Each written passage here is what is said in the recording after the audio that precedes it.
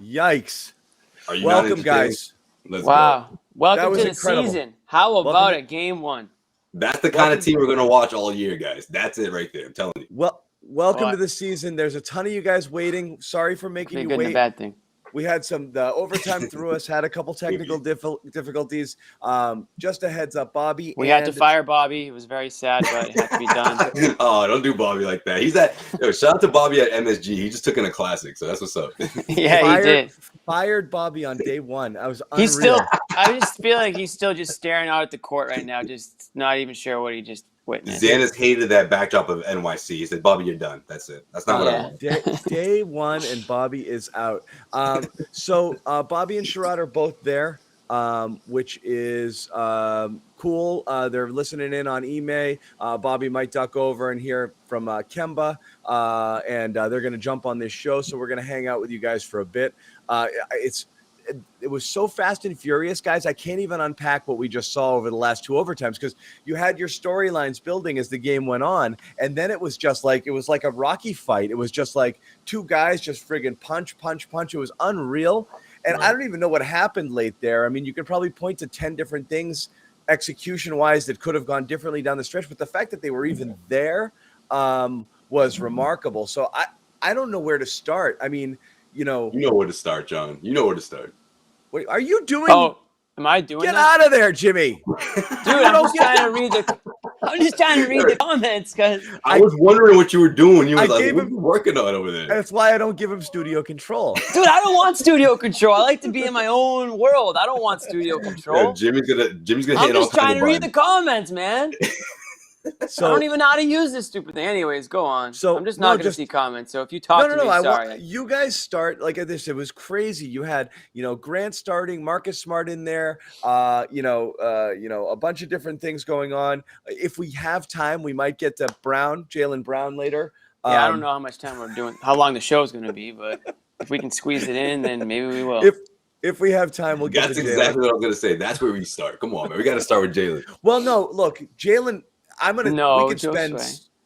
We can spend an insane amount of time on Jaylen because it is interesting. We did a column today on CLNS Media with some predictions talking about the Tatum and Brown kind of dynamic. It is interesting. We were texting each other right at the end of the game. The two alpha situation kind of coming into play there, and how that's going to work. So let's start at the end, okay? Furious comeback to get back into it. Jaylen Brown is having a career game. And looks like the best player on the court. It's not even close. And Tatum was brutally bad tonight. Not saying Fournier was a close second tonight. Fournier, Randall, the Knicks were great. But that first overtime, you had that ISO with Tatum. And again, not to isolate one single play there, that was perplexing to me because, and this was exactly what you guys were saying, is like, that's the 2 alpha problem. And I'm curious if Ime gets asked about it. Did he draw up a play for Tatum to go ISO? He has to get asked about that. Or did Tatum get the ball top of the key and is like, this is what I do? I mean, that's what it sure looked like. It sure looked like he was clearing everybody out for, one-on-one. And it looked like everybody was down for the program. Everybody was like, okay. At that point, you have no choice. If your star player is saying, get the hell out of the way, you pretty much have to get the hell out of the way, whether you want to or not. No one's going to say, no, give it to me instead, So I don't know if that's something that Ime drew up. I mean, I don't know why you would. You had the hottest player that you've had in a decade tonight, in Jaylen Brown, couldn't miss anything. Literally hit a 35-footer to make that game even possible to go into overtime. Unreal. You got to find a way to get the ball in his hands, and that's not to say that Jason Tatum isn't trusted with the ball, but just go with your hot hand. It's not rocket science. Just find out. You had 20 seconds to get him the ball. You could have gotten him the ball, and he could have done the same damn thing that Tatum tried to do, which was go one-on-one with somebody and try to get an opening and take the shot. So I was a little disappointed. I thought that Tatum forced it a little bit there. I thought he was trying to get himself going. And even when he got that nice second overtime, the spin move, drive to the hoop, rolled it in for the and one, you could tell he was pissed at himself. Even though he should be fired up because he just got that, basket, he was finally I got a point. Finally I got mine. So I didn't love it, but I don't want to dwell on the negativity. I do want to, believe it or not, I do want to talk about Jaylen Brown a little bit in this show, and I was just very impressed by his, showing up on the biggest stage. What? No, I was like, it was okay. amazing. It was amazing. Yeah, Sean, Madison Square Garden, every basketball player will tell you is like the dream place to play. There's no better place in the world to play. For him to show up on opening night when the Knicks fans are fired up because the Knicks are supposed to be good this year, and they looked pretty solid tonight. Fun environment. That would have been an awesome game to be at. Must have been so fun. So to have a guy like that who embraces that and lives for those moments, I mean, that just reminds me of, and I'm not comparing him, but it reminds me of when Pierce and KG put together that Madison Square Garden performance where Pierce hit that game winner. And, that whole famous, Nate Robinson jumping on Pierce and falling over the back and all that stuff. Kind of was that level of performance. And those are yeah, exactly. Those are the things you remember for the rest of your career. And then you see Nate's legs just go over him. Yeah, to complete somersault. It's so good. But, they came up short in the end, which is too bad. But, I mean, they were all so dead. I mean, the first game, they're not even in shape, half these guys yet, and they're going 45 minutes out there. Yeah, I was not got 3 alley-oops this game, John. I know you kept a close eye on that. You even tweeted about it. John was like, "I see you, Rob. I see you getting up there." All right, so I'm gonna, because it turns into a thing that gets us so far off track, and then we stop talking about Jalen, and then everyone gets really mad. Yeah. That's a good point. I'm not gonna do Rob right now because there was a ton of good. Still some of the stuff I'm concerned with, but just focusing on Brown, and again, I'm not going to harken back. We're not going to start playing I told you so's after game 1 with a series of predictions we put out today, but we've been talking about this all offseason. My predictions are looking very bad so far. John's looking really good. I'm surprised you led with that. No, but I'm not, like I said, it's not a victory lap. 6th seed is in play. It's observational. The Tatum thing to me, the Tatum Brown dynamic is so interesting because, and what I wrote about today was that Brown keeps improving year over year in ways that you're like, I didn't think he could do that, and then he didn't play all off season. He's got his wrist in a cast. He can't really dribble. So I'm like, oh crap. The one thing he needs to work on more than anything is his handle, because that's the thing he's got to just continue to lock up to be able to get where he wants to go. Then he gets freaking COVID. He's got an inhaler on the sideline. He's practiced for like 10 seconds and he just comes out there and he looks like mid-season Jalen, but like better. Like the handle is so confident. His eyes are up the whole time. He was making plays. He was one of the better playmakers out there today. And that's a thing he doesn't really do. He was engaged on defense. He was just phenomenal, like in so many different ways. It wasn't just one of those games where Jalen gets hot from behind the arc and just gets unconscious. He was just awesome in every facet tonight. But John, this is the perfect example of why I'm not quite sure that 2 alphas can work on the same team, right? Or at least he was successful. Awesome. I'll take 2 alphas over 1 alpha. But this is the perfect example, though, right? There was like a 5-minute stretch in that fourth quarter where Jalen barely touched the ball, and everyone was okay with that because at the end of the day, Tatum's going to get his shots, and not for nothing. Obviously, Tatum got the one at the end, but he also got a handful of other opportunities before that, and he came up dry every single time. They didn't look for Jalen. Jalen did what we've seen from Jalen in the past, where it's like, okay, I'll get mine. I'll go off in the first half, and then, I'll pick my spots, or at least I'll wait till the ball finally comes to me, and I'll pick my spots to attack. But there is no setting up. There is no initiative because that's not who Jalen is. And maybe that's a part of this as well, too. Maybe Jalen needs to be more assertive. Maybe we'll see what he does, in game 30 or whatever, or halfway through the season.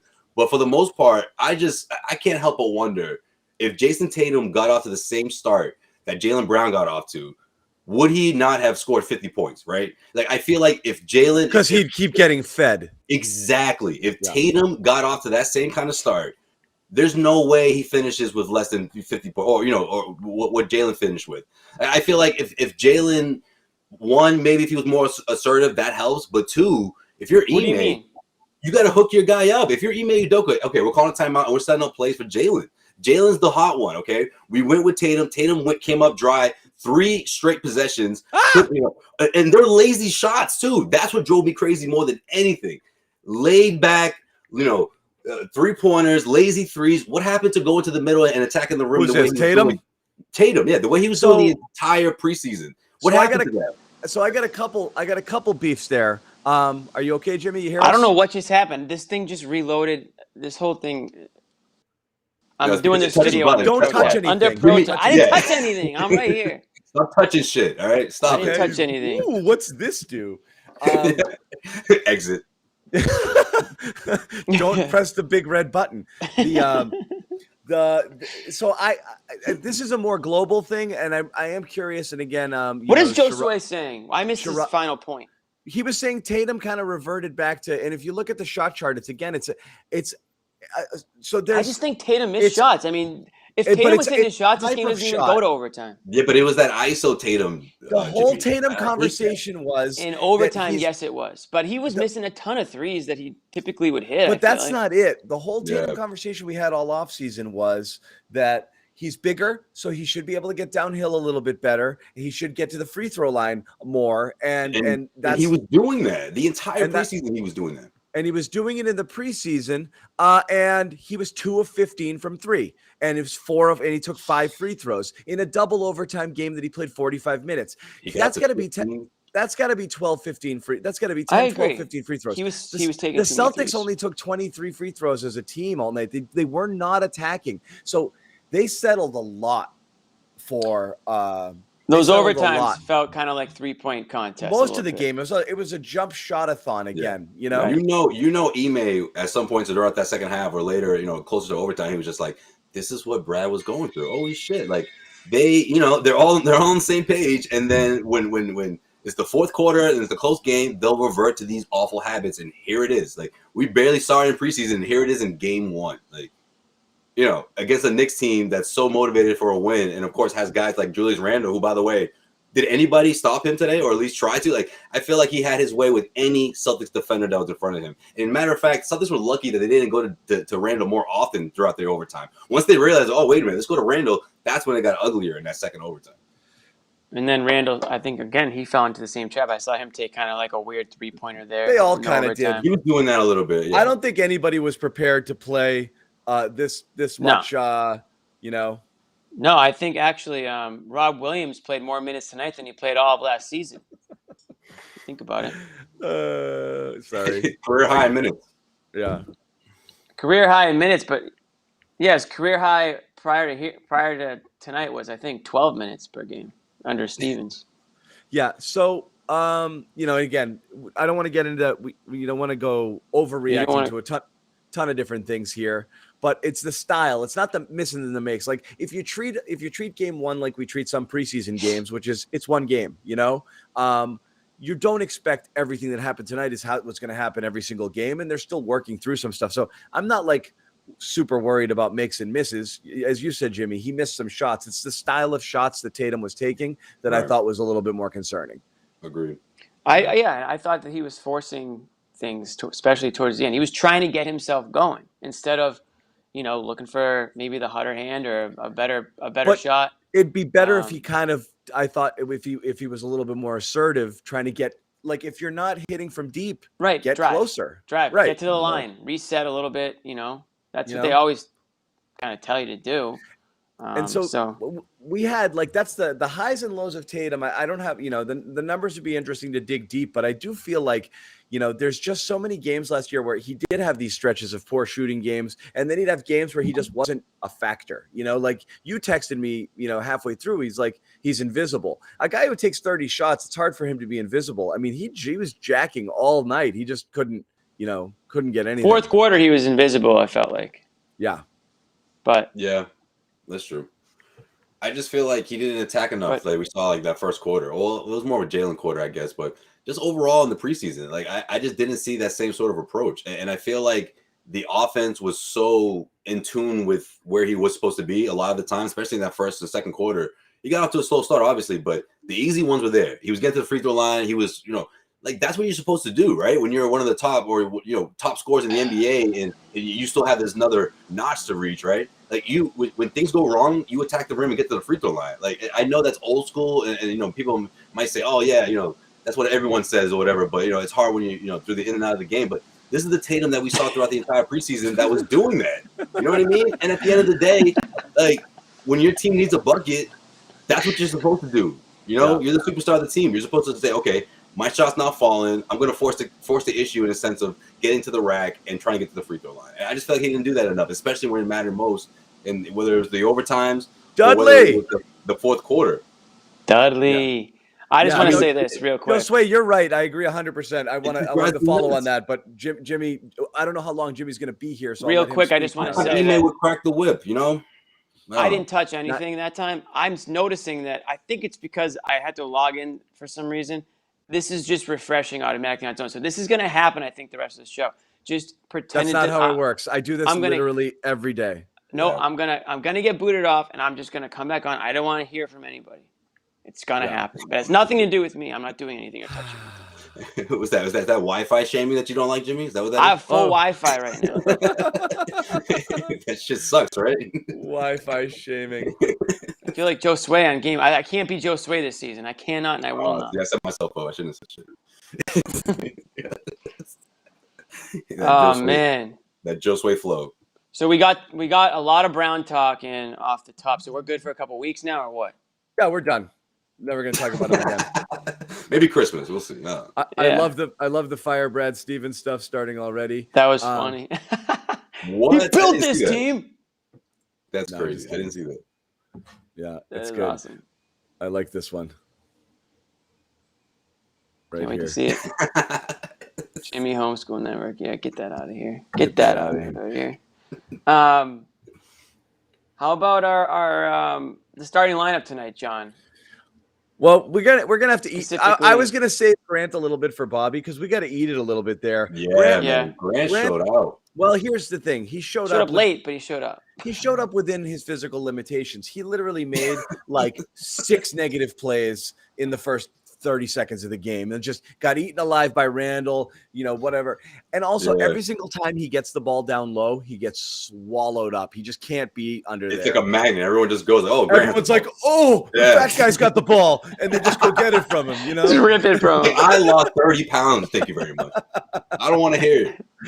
But you know what I mean? They're like, ooh, I'm going to take it from him now. And you know what drives me crazy? He does the thing where he just leans over. Like, that's the worst thing to do. And everyone just crowds.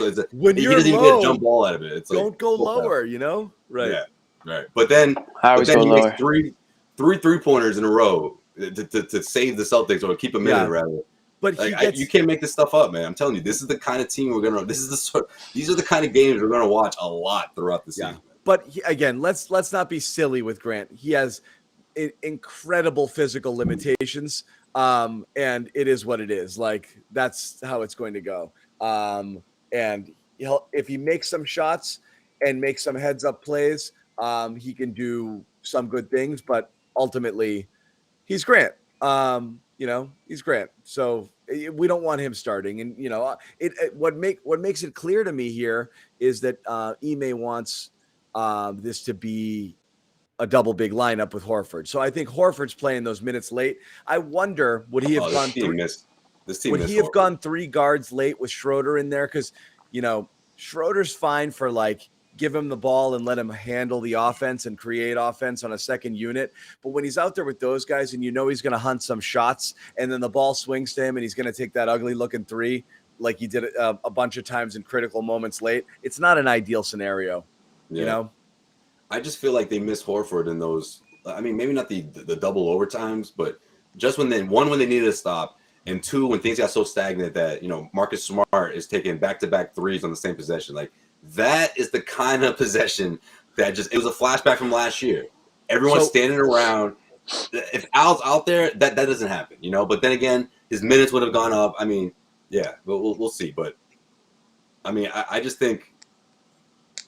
See you, John. Oh, I think that's Sherrod. Never mind. We just lost John, right? I want the record. Oh, that John? I'm not able to see him. Yeah, we got Sherrod. Well, what are you seeing on your end right now? Sorry, guys. No, I got a couple messages from Sherrod, but then we got 2 Josue's up here, so it threw me off. I'm gonna change it. I'm seeing just me and you. I'm not touching anything because I got in trouble last time. What's that supposed to mean? What's wrong with 2 Josue's? What's wrong with 2 Josue's? Josue's? One too many. That's what's wrong. It's one too many. Wait, who am I not hearing? Be one, I guess. How's NYC, Sherrod? How's the vibe? How the these crazy Knicks fans? They needed this. This was great, man. This was a lot of fun. I mean, just to have a full house. People had too much to drink. You got drinks spilled on the floor. You got popcorn everywhere. This was NBA basketball. This was the best. It's You know good what when I the like? Knicks when the Knicks are Why did when the Tracy Knicks are Morgan playing well. have It's those? fun. Why did Tracy Morgan have those Dookie chains for? Like it's the 80s. Well, he had What's the up with LL Cool J from like 1986 chains. that? He's Yeah, That was missing the unreal. Kango hat. What was that about? no one knows. No one wants to know. Hey The, Sherrod, was That's it what I love like about New the York. craziest I you've love it. seen MSG since like back in It's the been a Pierce while. era? Yeah, I mean it's been a while. It was like this. I wouldn't say crazy. It was just energy, like legitimate energy. Like not Yeah. that fake game 26 of the 82 game schedule. This was like people were excited to be here, and it wasn't Mhm. just Knicks fans. I mean the Celtics, as you guys know, they travel really well, and Yeah. they certainly their presence was felt in the stands. But look, this was fun, man. This was a great game. Great game. Great what else? atmosphere. What else is cool is getting to see you in an invite, like, and not masked up on the 9th floor somewhere. Yeah, right. You actually look like you're covering an NBA game right now, which is great. Yeah. This was a lot of fun. Yeah. Do you? He's not going to see any rats Did you anytime soon. did you just get out of the press conference? You got any nuggets for us? Ime, he just spoke, and actually, Rob, Jaylen, and I believe can't remember who the third player. They'll speak if they haven't started already.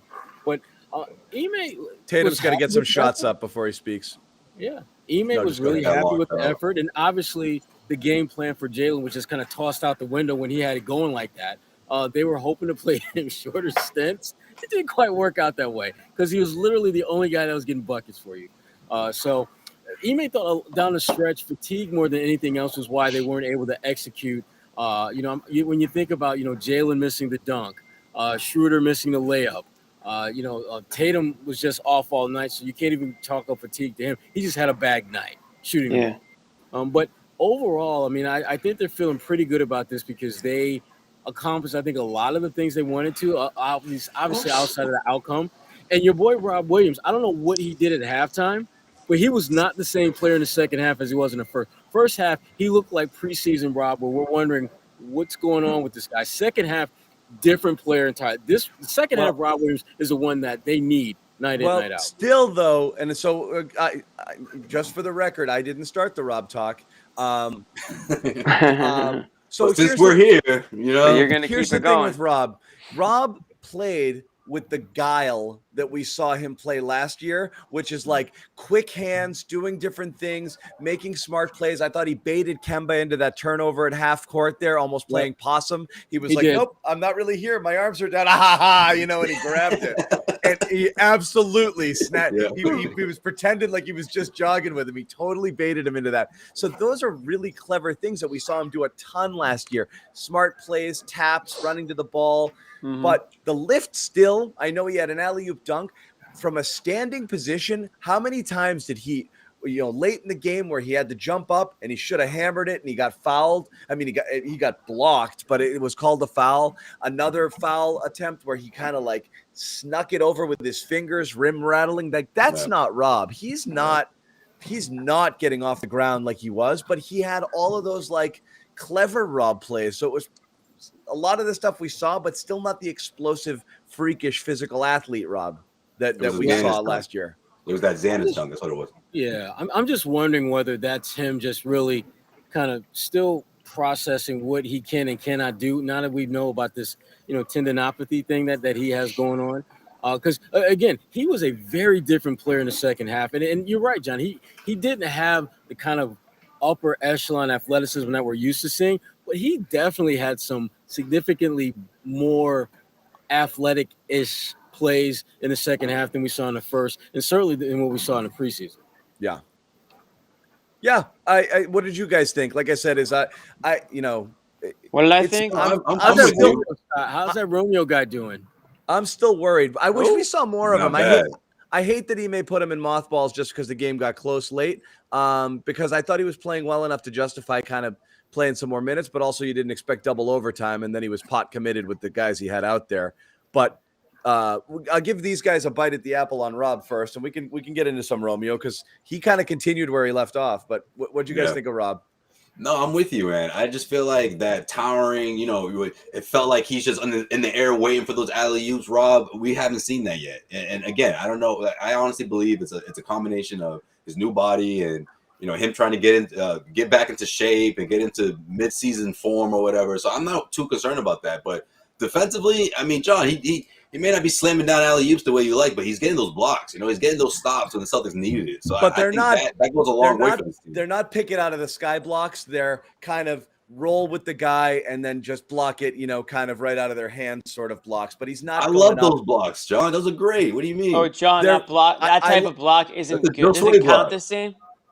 I like them in tandem, but you do want to see him get up and just, look, last we saw him was friggin' blocking 100 shots against the Nets and like staying with James Harden, like we were seeing, and he wasn't even 100% there. He's not the same guy right now. I just feel like, I agree with you, but I hope this isn't, and I know this is no fouls is good. One foul is sound ridiculous because he's obviously dealing with something, but I just don't want this to be solely health related in the sense of, we're gonna see Rob for a week and then we're not gonna see him for a week and then he'll come back. Like, I don't want that. I want to see consistency, and if that means keeping his minutes down just to start the first 15 games or so of the real season, all right, so be it. As long as he's starting, as long as he's getting those reps in there. But again, I'm with you that he looks different. He's not the same guy, but I still believe it's for the betterment of the team in the second half of the season, for the later half. I don't want to talk about his minutes going down, though. I definitely don't want to have that conversation because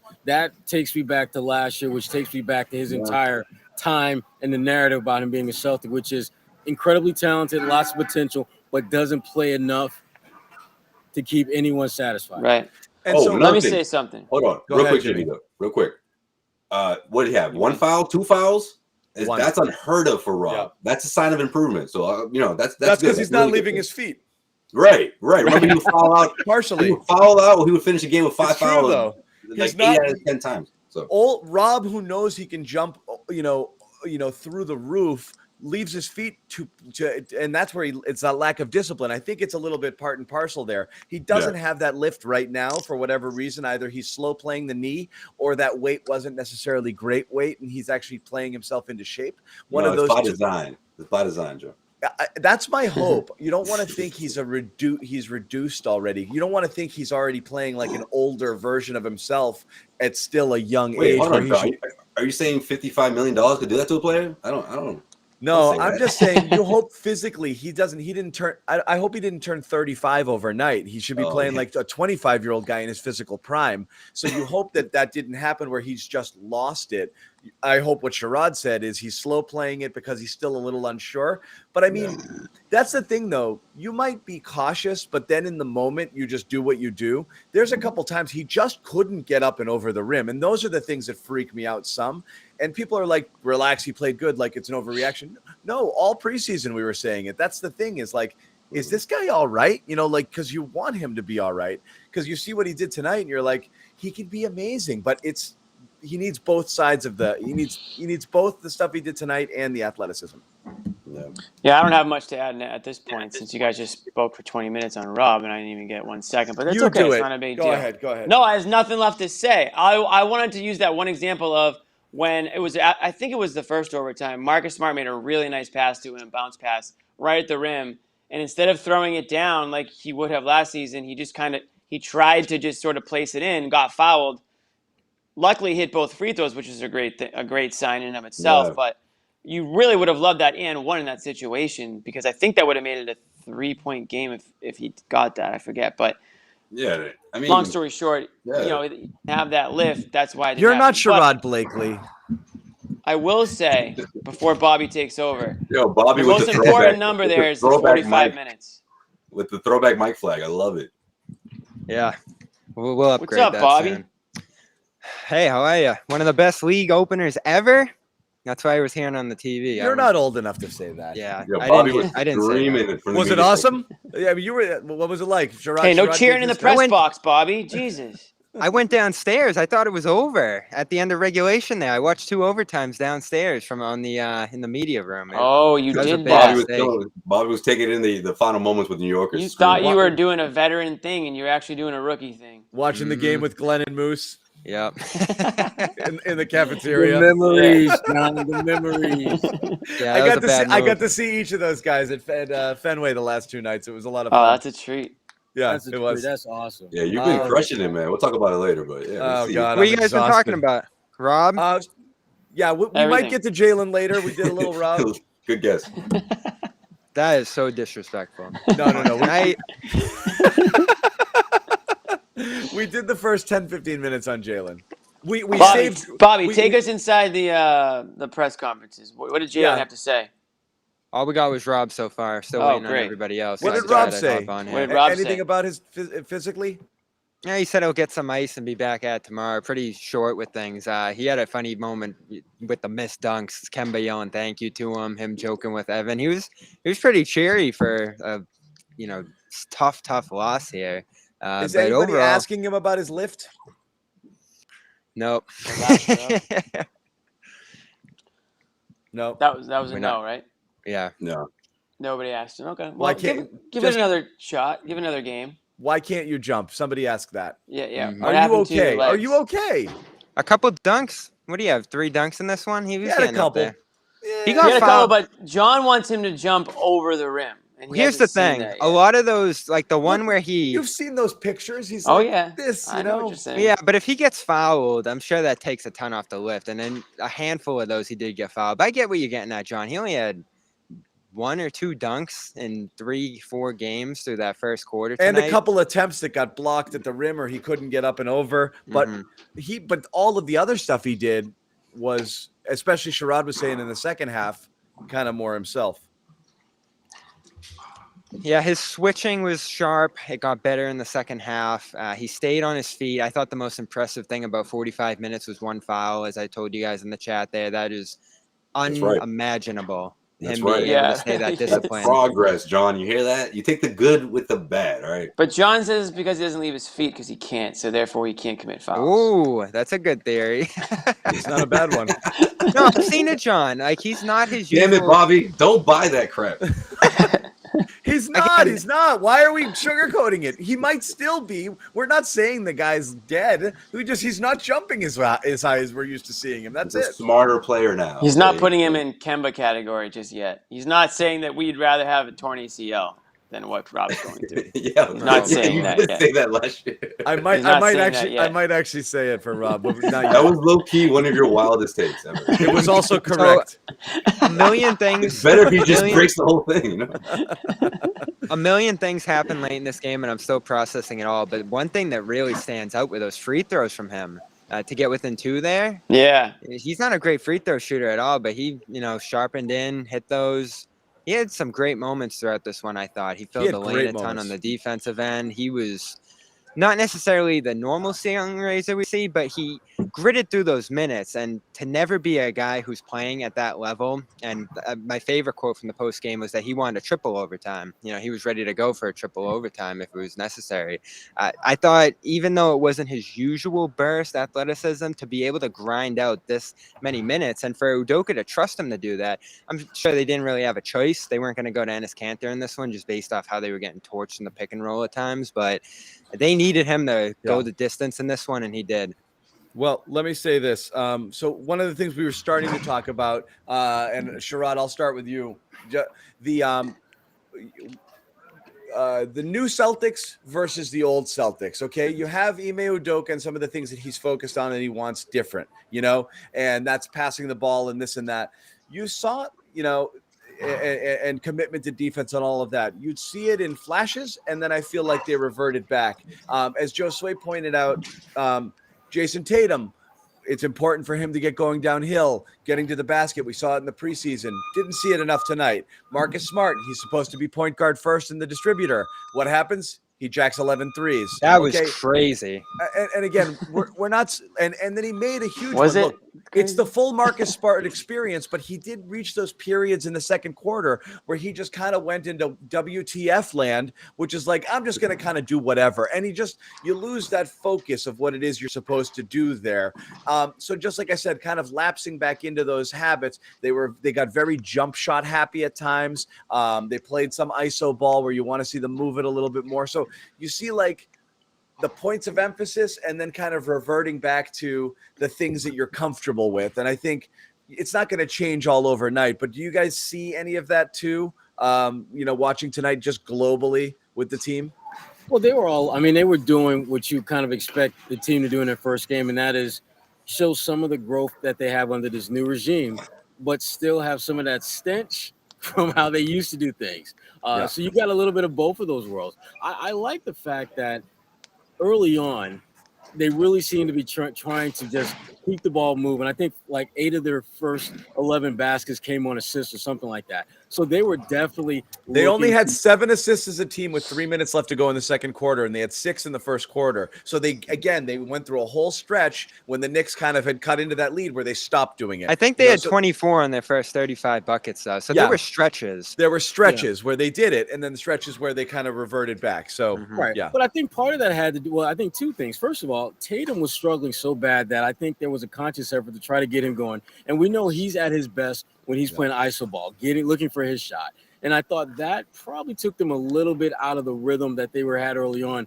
where they were just really just trying to get the ball to. They were trying to work it, right? Yeah. But at some point, though, when you're I guess Tatum was the kind of the stick in the spoke in the, right. Yeah, but even when Tatum was like looking to be more of a facilitator, when you got guys missing open shots or missing lightly contested shots, and you're struggling and you're the best scorer in the team, you're going to try and reel in that passing a little bit more than you probably should and look for your shot. And he did that. But this was, again, it's going to take this team some time to get to playing consistently the way Ime wants them to play. And I thought for the most part, this was a good first step because they gave themselves a chance to win down the stretch.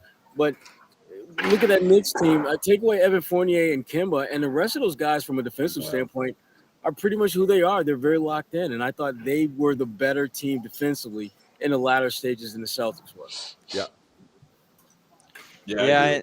They're looking for a balance, too. You know, Ime said after the game that they were attacking mismatches and they were doing so that he was a little too far in the isolation direction. I think the problem he has with Tatum in particular, just from getting to know him so far as a coach, is when he has those mismatches and he settles for the jumpers, you know, the long twos, the fadeaway.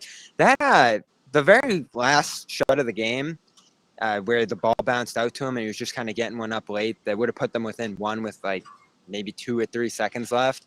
He like came up off 1 foot and just kind of like tossed it. Like, there was just kind of expired already. It was weird. He was frustrated. Even his and one, which was like the first time he'd gone to the rim in like a quarter and a half. He was just kind of like, like he was clearly frustrated with how he was with how he probably played some tonight. exhaustion too. At that point in the game in particular, but the jumpers for him, this team was having so much success in the paint early on, and you see that spinning make, the and one that you mentioned. Yeah, like those are the plays that they need from him in the late stretches of the game where everybody's got to focus. I mean, Rob's focus in exhaustion time and crunch time was probably greater than Tatum's. Believe it or not. This is the problem with Tatum. Again, it's not the iso ball as much as quick decision making. He takes forever to get moving towards where he needs to go. Did you see what I saw, John? What's that? They went through those sections. There was some stretches with Tatum on the ball and Brown out of the game, some stretches with Brown in the game, Tatum out. The pace, I was counting the seconds. It's between unreal. When they get the ball and when Brown was in early in the game, it was like 7 seconds of play. When Tatum was in, it went over 10. Yeah, it was a big difference. This is the problem more than the ISO. It's okay to make individual moves. He just takes forever to do it. And he just sits and he waits and he's deliberate. And then he starts moving slow, in a certain direction. But the defense sets, everyone else is standing around. And it's just harder for him. Instead of getting it and aggressively deciding, I'm going to attack right now, or I'm going to swing it and move and get to a different spot and ask for the ball back and then go from there. He just doesn't do that. And so you're really relying, I think we keep overusing the ISO ball thing. Jalen's ISOing too when he's getting the ball and going to work there. He's just doing it more aggressively and he's going downhill and he's putting you on your heels by attacking. And Tatum doesn't do that. He makes himself easier to defend because of his pace. So it's a thing we're still seeing, again, seeing one game, but it's a thing it's a point of emphasis that you want to see them, that you want to see them do. No, and the game swung on pressure and transition. The Celtics were Yeah. doing that early and putting enormous pressure on the Knicks on runouts. They Yep. did it a bit late with Rob on some turnovers that they forced, and then the Knicks through the middle portions of the game, those like Randall steals and pushouts to Obi just got this place exploding and got the Knicks back into the game in a hurry. They were down by 12, I think, at the biggest point in this one, and just got RJ, Obi, these guys off the bench going with those runouts, and then some pick and roll breakdown later in the game got them. But overall, the Celtics defensively, I thought were fine until they got exhausted later in the game and probably out of focus. The offense, I thought, undermined their defense when they were turning the ball over, being too methodical, or moving too slow. Oh shit! Shots fired from Green. So then he's not Paul Pierce. Well, can I tell you? Can I point this out, because I don't want to make it seem like we're the ones that are like taking the shot. Yeah, I don't want to make it seem like we're the ones that are taking the shots. You've noticed here, like the fan, just Twitter, our comments, and this and that. There's definitely a momentum shift. I've noticed from Tatum's the man and he's our leader and blah blah blah into this guy drives me. He's become a polarizing figure. I think that wasn't the case a year or so ago. Yeah, but I feel like that was the case 2 years ago in the bubble, and that season before. No, it happened. Yeah. I think it happened last year. He wasn't that guy, and it started happening a little last year. I think it started happening a little bit last year, but then those 50 or 60 point performance on top of the 50-point performance, and then what he did in the playoffs, I was like, oh, okay, well, he's just trying to figure it out. He's coming into his own.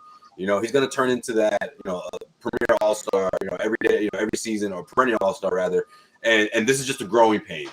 And then we see him in preseason, and we're like, oh, okay, he's taking a stride in, the emphasis of getting to the free throw line, the emphasis of building that body so he can absorb contact. He did it in the postseason. Exactly. Do you feel like they had an organizer on the court tonight? Do you feel like they had an organizer on the court tonight? No, stretches they did, but for the most part, no. It was what just did you guys think of Marcus? Horrible job. Horrible job in terms of being a floor general. I mean, they needed somebody to get themselves in the right places. Tatum was off the ball quite a bit early, and he was getting stuck, and he was trying to do some screen action to free himself, and Randall was facing him, and there was just no one who really stepped up. Brown made a few good plays, but wasn't a floor general per se. Smart's someone you look to.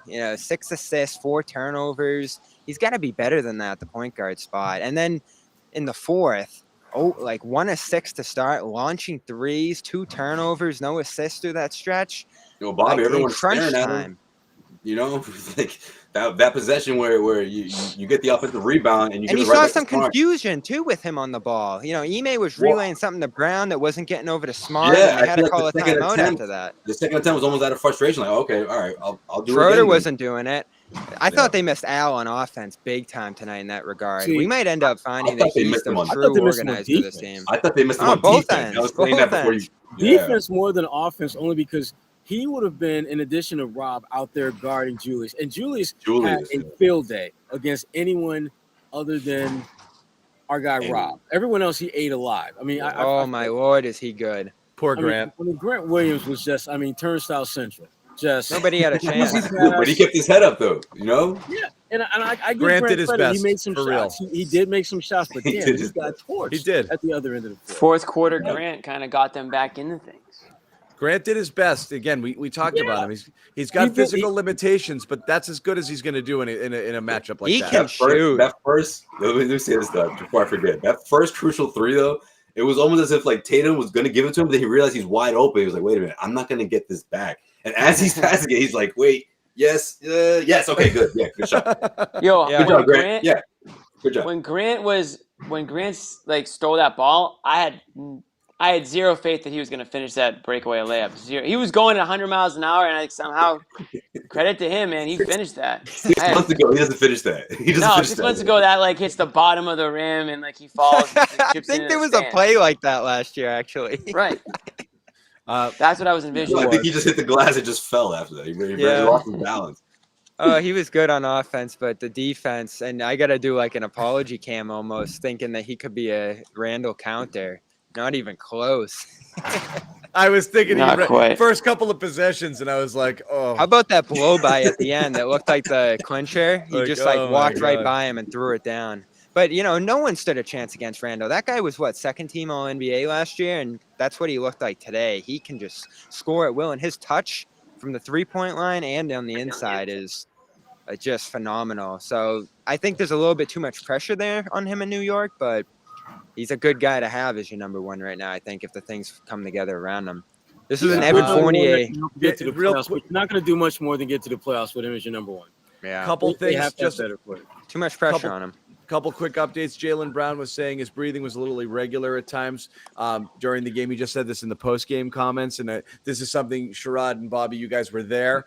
But I meditate on the reg, so I'm good now. No, I'm just kidding. Yeah, he talked prior to the game about that as well. This is, again, it's amazing how good he was here, but it's, again, so much for 30 minutes, huh? It's a thing we saw Tatum do. Right? Another fun little stat on Jaylen as we go back to him a little bit. 46 points, 9 rebounds, 6 assists. Only 2 other Celtics in history in a game have hit those numbers, those benchmarks each, or cleared them in the same game, and that's Larry Legend and John Havlicek. So that's how crazy this game was for him. The breathing's not good. Breathing is good. Breathing's good, but it's not good that he can't breathe. Right. Yeah, having the inhaler. Thank you, doctor. Good.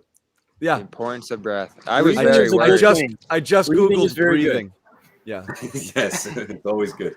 Well, you just have to hope that it's it's just because he's so soon coming off of getting COVID that as the days go by, that'll become more and more back to where it's it's like any. I'm not gonna say it's like any cold, but a lot of times when you're coming back from a cold, you don't just go from 0 to 100. You have to take a few days and slowly get yourself back to where you were. So, all the more credit to him for coming out in the way he did. I thought he was the only, he was not a bold statement. He was the only guy really giving them any sort of life for 4 quarters. And he was the reason they were in the game really in the fourth quarter. I know he didn't continue that scoring clip in the second, third, and fourth, but for him to drop 20 points in the first quarter and put the team on his back basically, and then finally he got a little bit more support from the guys around him, and then again when it mattered most, he came through and hit some really, really big shots. So for him to do that, so efficient. yeah. Well, you look up 4 minutes in, and it's like, oh, he has 16 points because he does it in so few possessions. He just hammers make after make after make, takes great shots. His profile on the floor is outstanding. Takes a couple mid-rangers here or there, but he nails his threes. He's brutally efficient at the rim, draws fouls in there. And, man, there were some possessions on the fast break where he would go from rebound to the basket, taking the shot attempt in 2 seconds. Yeah. I think there was even a 1 second possession. And now, that basketball clock goes a little slower than I think real seconds do, but come on, rebound to basket in 2 seconds. This guy needs to be driving the offense. The pace. His handle too. He was splitting defenders in ways I hadn't seen him doing that this year. Quarter? Oh my God, he was in tight spaces. Really in a low dribble, really good control. And T-Mac out there in ways I hadn't seen him before. Yeah. Who are some perimeter players? You know what? This is funny. Efficient? I can't even think of any other guys who are just 50% plus constantly. No, because it's an inefficient position. You're taking a lot of shots, deep shots. It's crazy to me. Remember how last season started too? It was a lot of Jalen and being surprised at Jalen looks like he took another step here from where he was season prior, and everybody was starting to say, oh, they might have a 1A and 1B here as opposed to a number 1 and number 2. And now a season later, and we're 1 game in, so anything can happen. But it seems like conversations kind of going in that same direction as it did last season, where Jaylen Brown once again continues to show some legitimate a step forward from the prior season. And I think that's what John was kind of talking about earlier when he was talking about Tatum and how some people are starting to sort of go back and forth now between the two. And I know, John, in one of your predictions today, I forget the exact wording, but I think you said that Tatum's kind of, in a way, plateaued. Yeah. Albeit at a very high level. Yes. But he's certainly not, the best player in the It's not like he doesn't have room for improvement. He could still find it in him to improve. No, That's what like I John said, said. this is what I wrote. I wrote that I thought Tatum had plateaued at an extremely high level. And people said that Tatum's game's going to be more developed earlier in his career, but I believe that what we're seeing of him is I don't know the next level for him. I don't know it. I don't know where he goes. But You with might Jaylen, regret that one. I'm saying with Jaylen, you keep seeing year over year, not just Right. progress, leaps, Right, huge like we leaps. saw last year, right? And he did it. And right now, after one game, I'm seeing a different version of him already. And he's not even close to physically where he should be, because of the COVID and because of the wrist and the shortened off season, for him and just not getting his work. That was more what I was saying is I think Tatum, we've seen it. And it really comes down to him being a shot maker, and that's the key to him. But I don't know how much his game changes. Jalen's game keeps evolving. Tatum's is not. Tatum's is about shot making. Well, That's how I see it. Part of that has to do with the fact that I think Tatum came into the league as a more complete player. Absolutely. He didn't have nearly as much runway to work with as Jaylen does in terms of getting better. So I think that there's some truth to that. But at the end of the day, Tatum is a badass dude. I mean, he got stuff in the bag that guys who are going to be in the league years after him will never, ever have. Guys in the league who have done this, been there, done that many times over him will never be as good as he is right now. And because he, I think, is in that right now borderline top 10 player. He's been there, right? Right, and he got there quick. Okay, that's He's fair. been there. That's what I mean. He's been there for 2 years. He was ESPN's 11 player last year and 14 or 15 this year. He's already in that All NBA conversation yearly. Yeah. Let's think about the time span in which this happened. Just 1 year, because there are basically 2 seasons in 1 year. Yeah. That bubble jump from him, I saw significant strides in the passing. That year, he was a great defender, which people didn't see in him coming into this league. And it's happened early, but it's still early with him. He's 23, 24-ish now. Like that, there's going to be a lot more Tatum growth in regards to the passing, and there's still enormous potential for him as a defender. I'm not going to put a cap on him. I don't think he's plateaued. And even just like seeing him go from a guy who can score 30, 40 to 50 last year to 60, that's some growth to me. Now, it hasn't been consistent, but it's there. When he has it going, he's out of his mind. Yeah. Where can all our viewers read those predictions that we wrote do you want me today? to plug the website? Yeah, you should, because we all The contributed. website's been bumping. All 5 of us did our bold predictions, clnsmedia.com. Ahmed can put the story in the chat maybe at some point, and you guys going to read it. It's a fun read. We'll circle back to some of them later on here. We don't have to.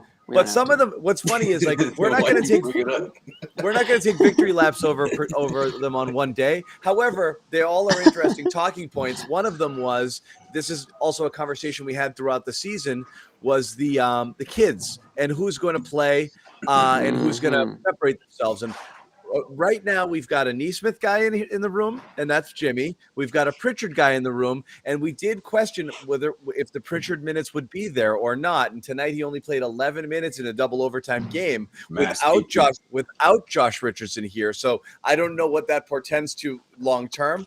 And then we had Sherrod's guy, Romeo, who again looked like Romeo, the same guy who's shooting confidently. Yeah. This is why we didn't want to rule him out. What is that dance? You couldn't rule him out. That's that wedding floor when you're right in the middle of the dance floor right there. Yeah.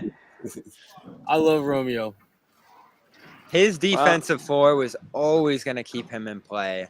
I mean, but when he's Pritchard knocking came, down shots now, and I'm not as locked in as him knocking down shots as him taking them with confidence. He doesn't seem to hesitate like he used to when it came to, and it doesn't really matter who's on the floor with him. That's the thing about it. It's one thing when Tatum and Brown are on the floor and you hesitate, but even when those guys are on the floor with Romeo now, he's not hesitating if he's open. That's going to open things up for him and the team going forward if he keeps playing with that kind of confidence, regardless of whether the shots go down or not. Right. Minus 14 tonight. He's not thinking, and when he puts the ball on the floor and attacks, I love that. Like that's the kind of player that this team could use off the bench, obviously, but also someone that can give you that muscle on the defensive end. Oh, then you got a spot in the rotation for sure. So he's, I don't think I don't think he may trust Neesmith's defense at this point. Nope. He's not or close. anything about him, and especially when his Yeah. shot's not falling. Yeah. And then Pritchard came in, and my lord, him, Schroeder, and who I think it was Rob who was playing center at this point. Rose was just pulling Rob out to the perimeter. They were sending Obi and Robinson downhill to just dunk on Pritchard and Schroeder's heads in the paint. That was a horrible stretch. Yeah. That was the end of Pritchard. Yeah, that was it. That was it. Yeah. And that was the concern is if those second unit, are you playing Pritchard and Schroeder together? It's a weird thing. This is also why I don't love Rob and Al together, because what are you doing in the second unit here with bigs? Like you've got problems there. You're going to be playing weird lineups. When they were really undersized in that unit, when you had Neesmith out there and you had Schroeder and you had Pritchard, that's a dangerously small lineup there. And really your only hope for any beef is bringing in Cantor, and just then defensively you're a mess. So I was worried they were going to bring him in tonight. Yeah. This was not a game they could do that. And, for his credit, they survived some of those Grant small ball center stretches there. They were almost trying to mimic the way they'd use Horford in that regard. And I don't think it was his fault when they got beat up in some of those stretches. He can get out on the wing and defend some of those guys. I think the Celtics are in a good position this year, actually, where when teams try to draw their bigs out, they have guys who maybe aren't experts in that area. But Rob, Grant, Horford, they can all go out there and not get completely torched. You saw Kemba try to catch Rob on one of those two, and Rob just stayed with him and slapped it out of bounds. Yeah. Well, I do want to take the conversation over there, but anything else you saw from the kids? And again, Neesmith is just it's the only one game thing. But again, when that shot doesn't fall, this is a big boy game. Yeah. So I would say that Langford has the slight, if it's a race, Langford takes game Isn't that one. He's got the slight edge here. It's unreal, right? We thought he was dead. John sold the stock. We shipped him away. Now he's right. We thought he was dead because in our defense, nobody Look had at seen him Sherrod. for about He's looking like 6 a months. Wall Street banker with that stock. I held on. Wall Street's right around the corner. I was the only guy last year. I'm gonna buy some more tomorrow. It was dropping when he sold it. So it's And a John's like, I lost $1 million. John literally sold it to buy Grant. So good luck. Grant was fine tonight. Listen, I got my stock in He was Neesmith, not fine tonight. Stop lying. and I got stock tonight in. Grant was shot, minus. too. Grant was That's minus 5. I had stock in Schroeder, unfortunately, and that was a tough debut. I thought for sure. He missed a couple of shots that could have went either way though. There was this stuff. Yeah, He's a couple He's a bad wild card turnovers shooter. there. He is a wild card. Why do What you a say? weird I game. want to buy stock in him, but man, he's just too damn volatile for me right now. There's gonna be games where he's gonna drive you crazy and he's gonna win you some games. Yeah. Yeah. This was such a weird game in the plus minus. You win by 16 with Brown on the floor. You lose by 16 with Schroeder out there. Grant's a minus 5. Tatum's a minus 3. But when You gotta Rob's get out better there, plus combinations. 11. Yeah. You got to find better combinations that work. I mean, it's clear when you got guys who are playing really, really well and other guys who are playing really, really crappy, it's not that they're bad players as much as it is they're just bad combinations together. So that's part of Ime's growth in this whole process too. I mean, we talk about Tatum and Brown and all those guys, but Ime's got to grow through this whole thing as well. You wish Ime challenge that charge late? Yeah, but he explained that though. They had a monitor and they looked at the play and he was moving, and that's why he didn't challenge it. But he was thinking about it, which to me, that's one where you almost just try it. Yeah, that's one, you try it, but two, I mean, he slid in at the very last second. Anything you do in slow-mo, yes, his feet were set for 0.2 seconds before contact, but he just slid into that spot. I don't know. I think that was worth looking at. Well, because it was let me ask you this. It was so close. In that situation, I was surprised. Did Ime talk about the Tatum possession at the end of overtime? Whether that was drawn up or Tatum just took it? I was curious. you didn't catch it. No problem. I have a feeling. First overtime. Yeah, he took the ball up and just. John's got to come into one of these on Zoom. Just fire away. just start throwing haymakers. It didn't look like he called it. Like I said, it looked like Tatum was telling everyone to get out of the way. We've seen a lot of those from Tatum at the buzzer. Be interesting to look at. Sometimes they fall. I mean, remember the one last year fell. against We don't the know Bucks. what The opener. If the last time out, he could have said, "Look, this game is tied. You know, at the end, Tatum, you guys know the play." But why would you do that? Why would you pick Tatum? Right. That's why I don't think That makes no sense. Right. There's no way Ime said, Curveball. Jason, you're shooting 22%. Take this last shot.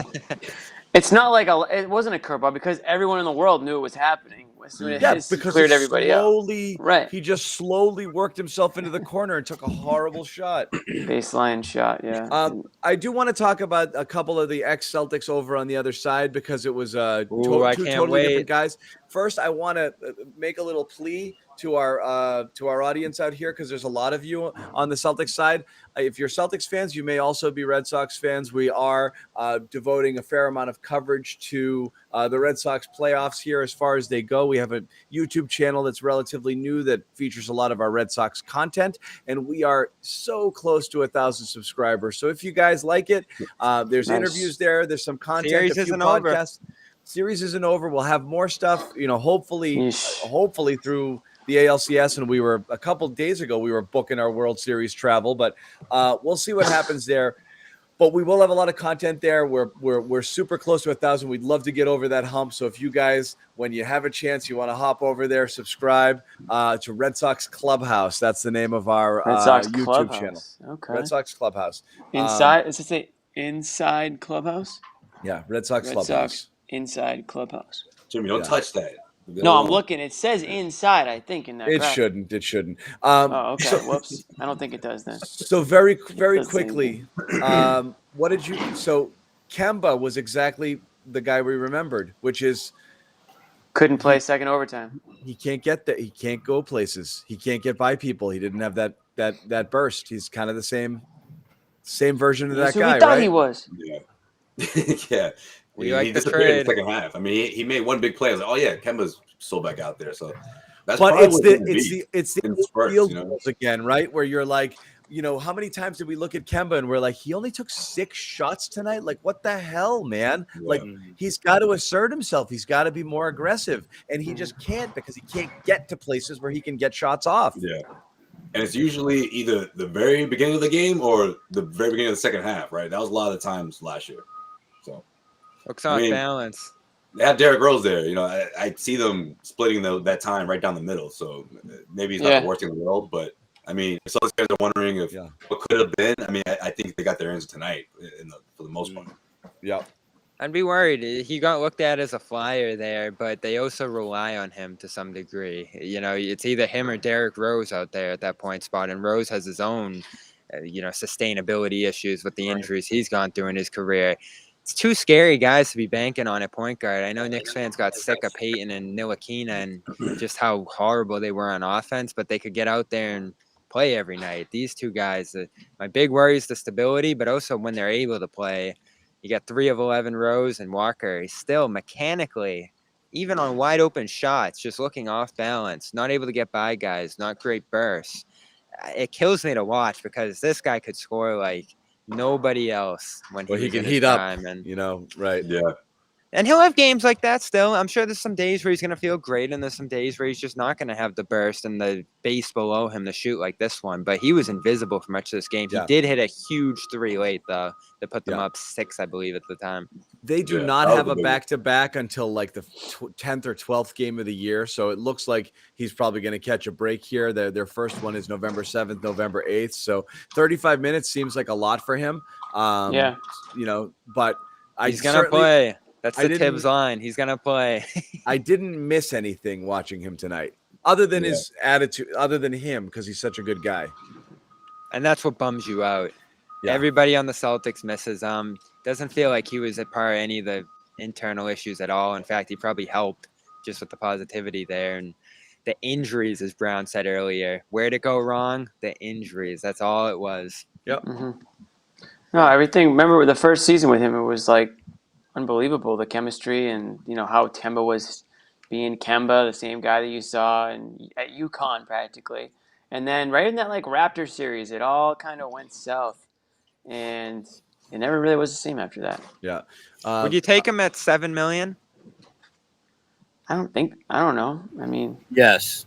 As a backup? Or? No, as a starter. $7 Sherrod million. says yes. He Done. still has value. I mean, are Yeah, you kidding? you can still play, You know. but you're But as I you're still said, relying on him though. This You're was another one of relying my. on him. In addition to my ACL take last year, the other one that I got left off the stream was he's got to come off the bench. I think he's ideally suited to be a microwave style player coming off the bench in spurts. And Instant he's starting Derrick offense. Rose. I think that's. They I think essentially that's had what two- he's. They got that's two what he Derrick is. Roses, essentially. I never seen so many bad knees at one point in one point guard position on a team. This is a good Knicks team, but man, that scares me.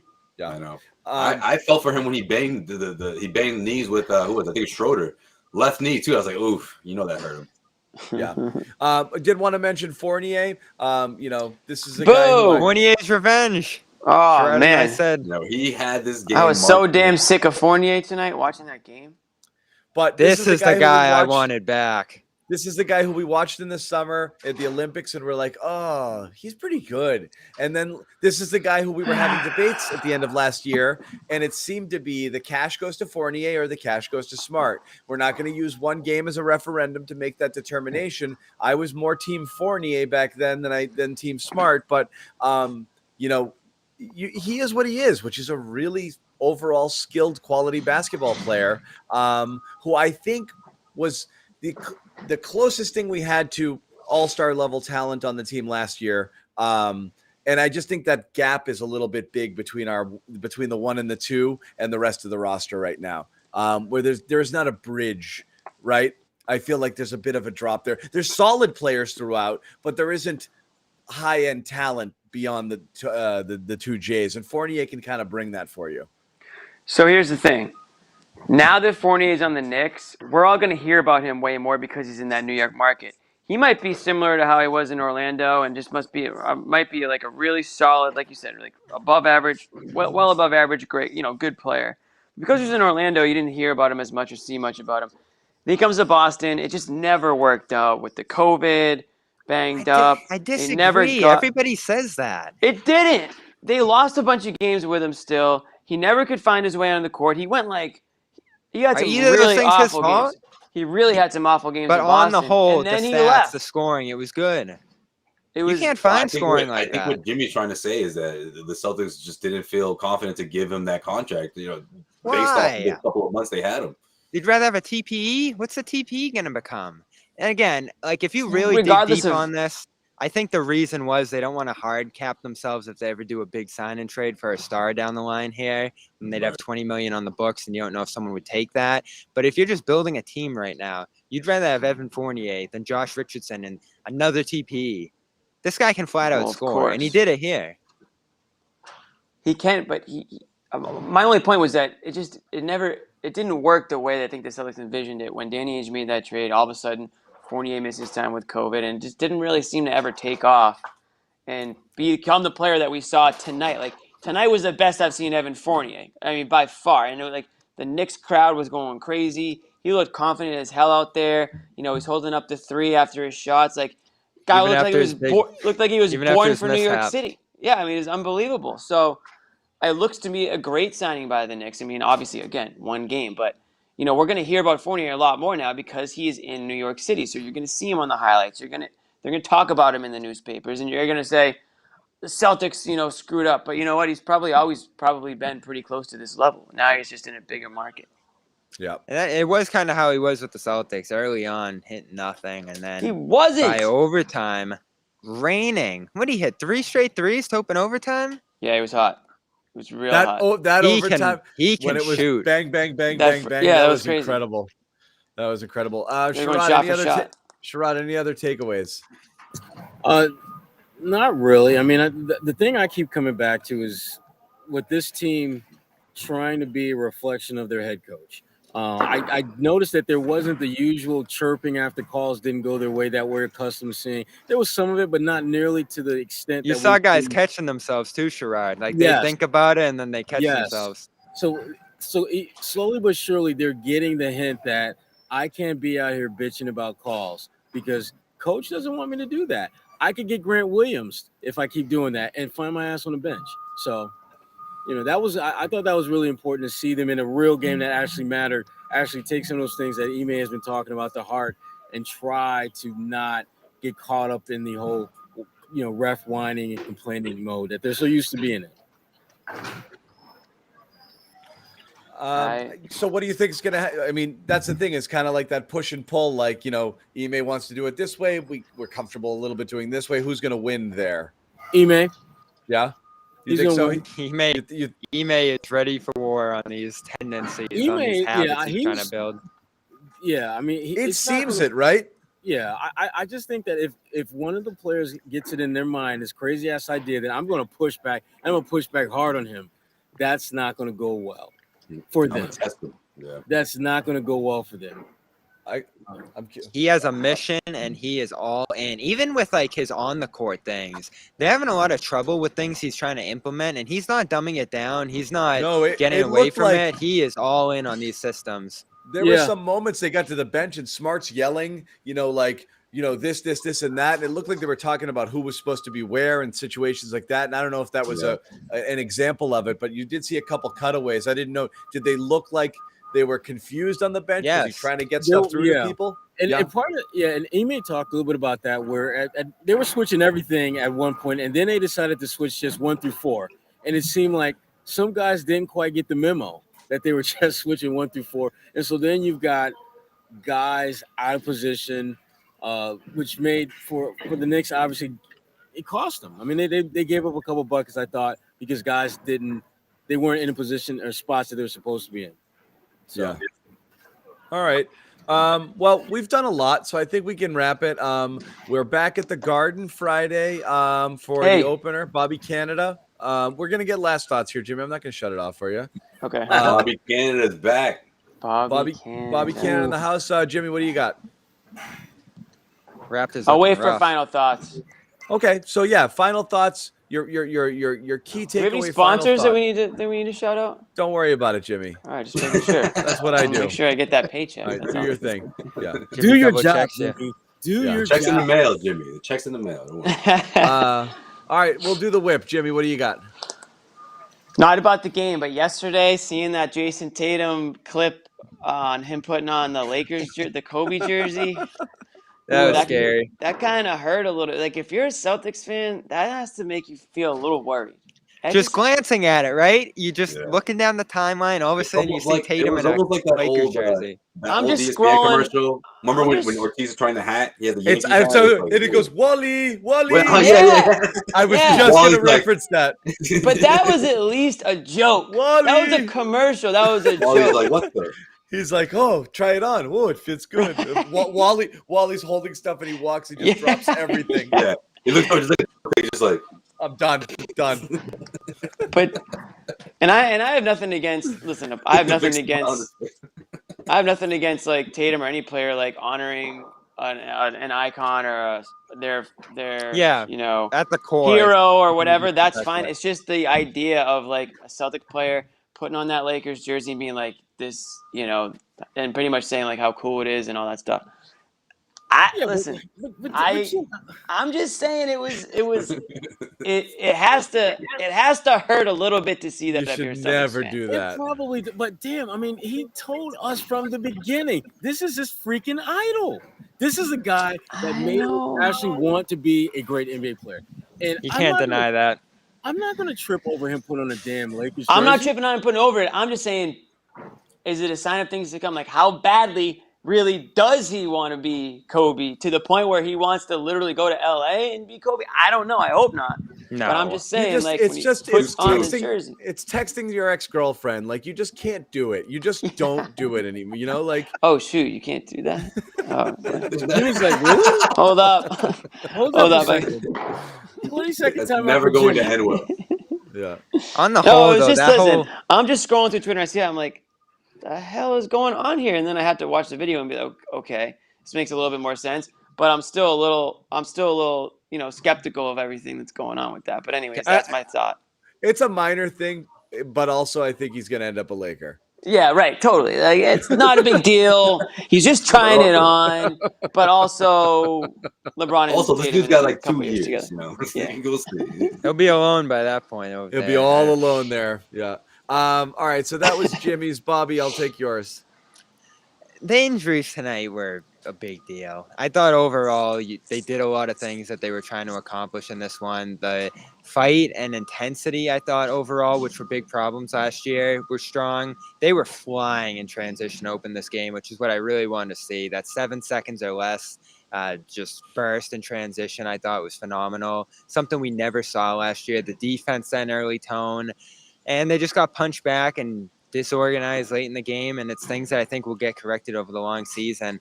They need Horford badly on both ends of the floor. I know Josue and Sherrod emphasized the defensive things they need from him. They need him as an organizer on offense too, and a floor spacer and all these different things. He's not as purely talented as Kemba when we talk about that trade-off, but this team needed what he provides a lot more than what Kemba provided. And once he's back in the fold, whenever that is, I think it's going to become very apparent that he's the X factor on this team. I love Rob. He can raise his team stealing, but Horford brings what they need right now. Okay, Josue. I'm gonna keep saying what I've been saying all along, but again, it's gonna be interesting to see how Ime does this with Jalen. Like, we're not talking about empowering Jalen. I'm talking about in situations that we saw, whether it's late in the fourth quarter, down the stretch. If he's failing it, like, I want to see him get set up as if he's Jason Tatum. Maybe two possessions in a row. I'm not saying ISO Jalen, but I'm saying draw up a play where he's going to get the ball at the end. And I think that's something that's really important because these lines will get blurred, man. Like, if we're in game 15 or 20 and it's no matter what Tatum is putting up, no matter the performance, if Tatum it's a foregone conclusion that Tatum's going to get the ball all the time. I don't know if you're maximizing those two's potential. Okay. Like if you want to do the two alpha thing, I'm still not sure it's going to work, but give it a chance. I don't think you're giving it a chance. It works. It can work. Other places do it. I mean, look, we're sitting here saying you need a third star. Two alphas today, John? I saw one alpha. It was Jason Tatum. What I'm saying is, you're saying we're sitting here saying the Celtics have to find a third star, and we can't fit two right now. Like, I mean, I think you find ways to make it work. Yeah, you make it work. You check some egos and you make it work. You can't just say like it doesn't. It doesn't, but it does have a problem if one guy thinks it's him and it's not. That's gonna work, or especially if that one guy, regardless of how he's playing out there, he's like, no, I want this. That's Tatum. Like, I'm not sure Jalen would be assertive enough to say like, no, man. You didn't think he was assertive tonight? I didn't think he was until he got those possessions, in transition, in the overtimes. Like, I feel like it was either Tatum or the ball would swing around.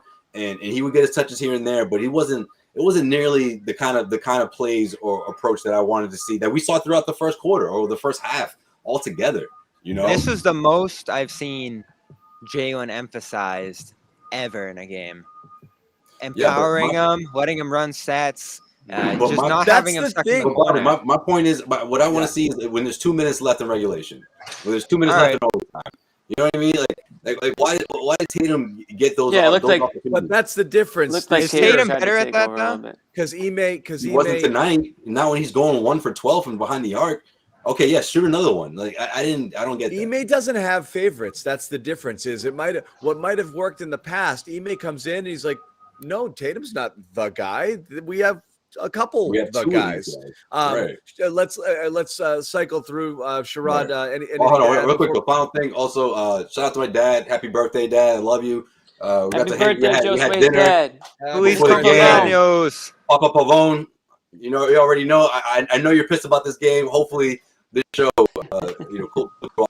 Is he Happy up? Birthday.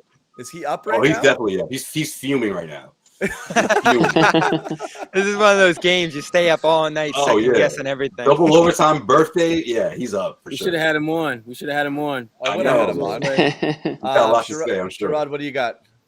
Yeah, well, I'm curious at this point. How did the Celtics move forward?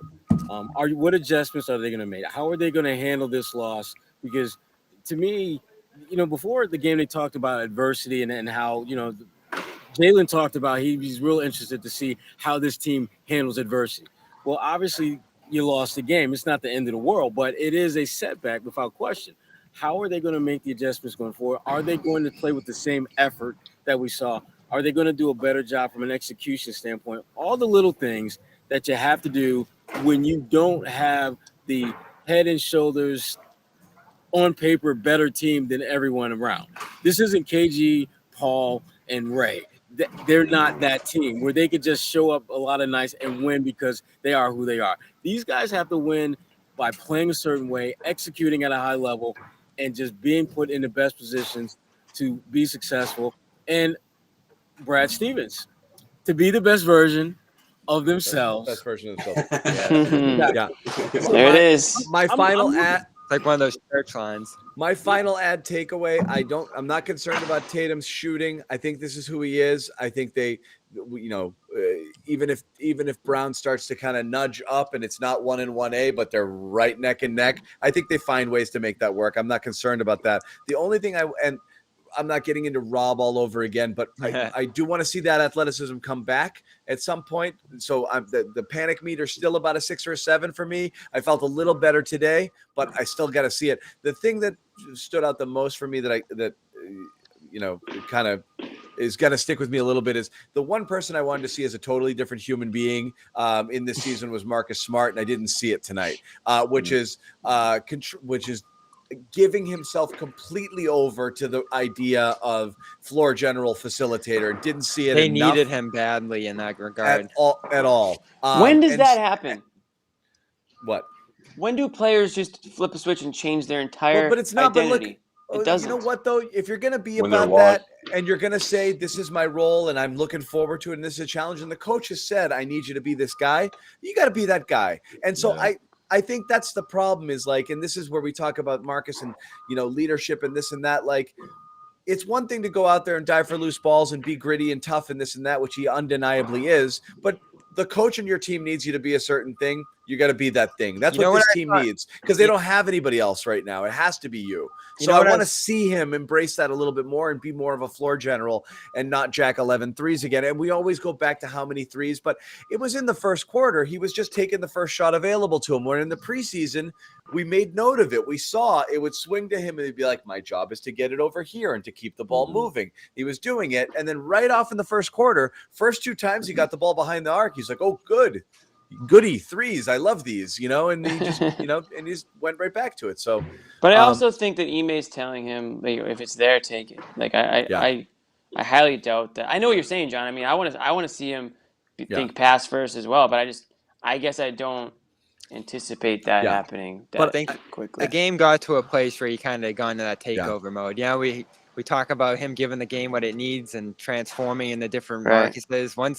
Once the deficit piled up, I think he got a little ahead of himself in terms of the shots and all that kind of stuff, and instead of taking it possession by possession. And what I see from him out on the floor, relaying a ton of information, getting guys where they need to be on the defensive end of the floor, calling guys out when it needs to be done. But when it goes back the other way, when he's kind of in the wrong position on offense, doing the wrong things on offense, can he take it? Because that's key to what they're trying to build culture-wise here. You can give it. Anybody can give it here, but you have to take it, too, when it comes to criticism and just accountability. Yeah. All right. So we are going to wrap it. We've gone on long enough. We're going to talk to you guys again on Friday. Thanks again for hanging out. For Sherrod, Josue, Bobby, Jimmy, Josue's dad, everybody out. We missed you guys. Thank you for hanging out with us. Yes, sir. Back on Friday. Maybe they get a couple players back. We'll see if Al is well and Richardson has got a little migraine. We'll see if he comes back. Thanks all.